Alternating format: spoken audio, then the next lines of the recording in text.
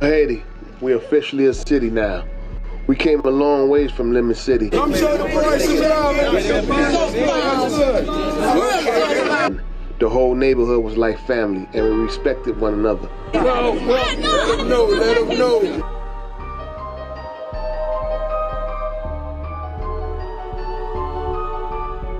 Gang violence in Miami-Dade County in the 1990s was characterized by an increase in homicides and shootings as gangs began to use firearms against each other. Police are looking for 3 armed men suspected in a drive-by shooting. 2 men were wounded this morning. One was hit in the hand, the other in the arm. They are being treated at local hospitals. The incident happened at 1250 Northwest 29th Terrace. The suspects are described as 3 black men armed with a .22 caliber shotgun. They got away in a charcoal gray Acura.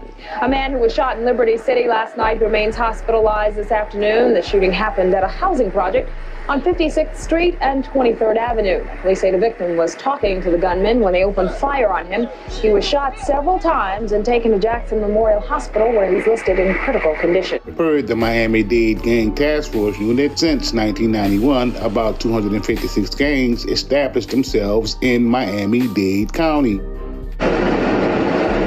Cups and soda cans mark the spots where the bullets fell Saturday night. So far, Glenn Robinson is the last man to die in an apparent battle over drug territory in Liberty City, around Northwest 15th Avenue and 68th Street.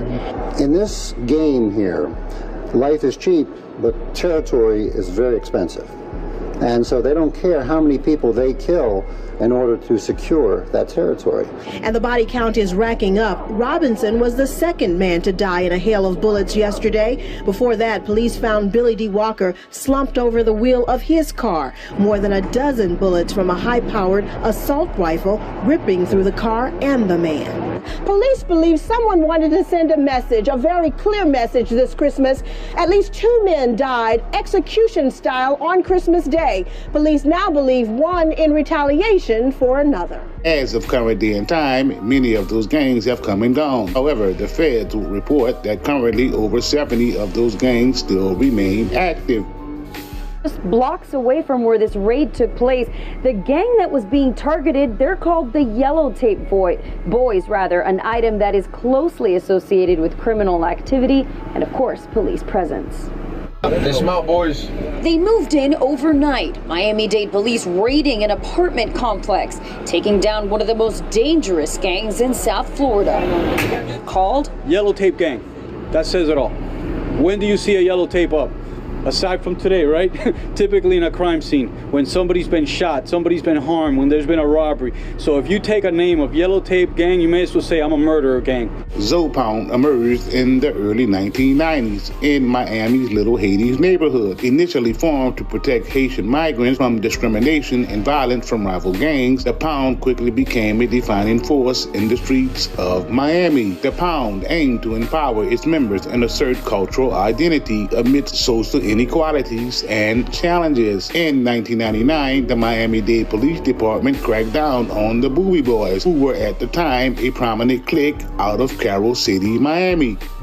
Drugs, guns, violence, decades of deaths blamed on a drug gang known as the Booby Boys. Kenneth Williams and his group is responsible for 30+ homicides and well over 100 non-critical shootings in Dade County alone. However, what was never mentioned was that there was no such thing as the Booby Boys. Law enforcement pegged them with the name in order to label the men as a gang. It was alleged that a group of Haitians going under the moniker Zoe Pound took advantage of the power vacuum caused by their downfall, becoming a powerful force in the streets of Miami. An alarming increase in Florida murders driven by street gangs armed with assault weapons was the focus of a new task force that used tough federal laws to put violent criminals behind bars with longer sentences. In 2002, the Terrorist Boys were a notorious street gang in North Miami, Florida, that were allegedly responsible for a murder spree as well as other violent crimes. The gang is believed to have been responsible for at least 12 killings and dozens of shootings in the mean, grimy streets of Miami. In March of 2002, the gang stole 33 guns from a Broward County gun shop by ramming a car right through the front door. The terrorist boys used the stolen guns and stolen cars to ambush their ops, killing anyone that stood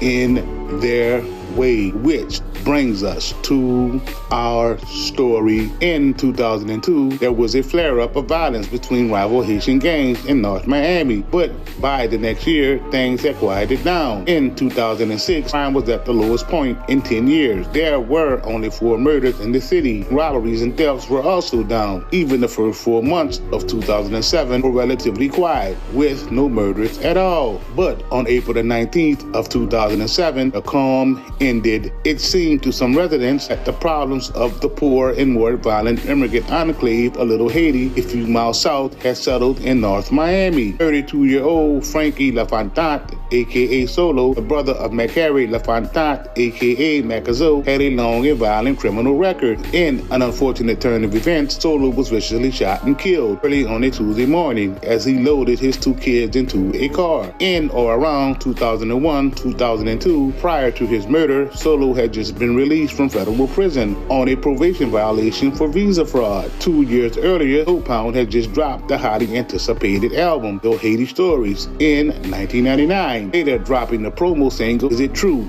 Coming For You, in 2000. Against a rap group of Haitian descent from the neighborhood of Little Haiti in Miami, Florida, was made up of Macazo, D-Child, Blind, Red Eyes, and Big Kid. However, there was one problem that would hinder their success. That problem was Macazo catching a case in 2002 and blowing trial in 2003.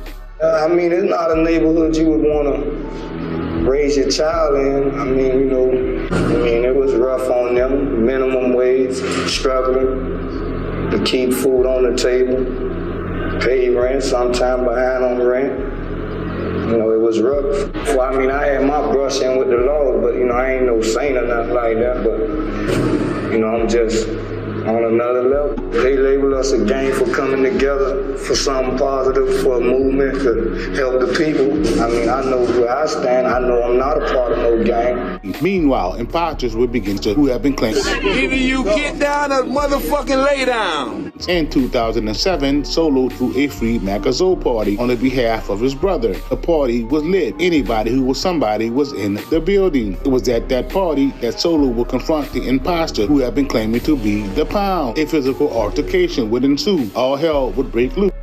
Unfortunately, a couple of weeks after the confrontation at the party, Solo would lose his life. Many rumors would circulate around the death of Solo, with some saying that the hit came from Carroll City, while others were saying a snake gassed Solo up to go with the move on the plug, only to turn right around and tell the plug that Solo went with his move. Only the streets of Miami know what really happened. Unfortunately, Solo's murder has never been solved. Meanwhile, it has been said that his killer has been deported to Haiti.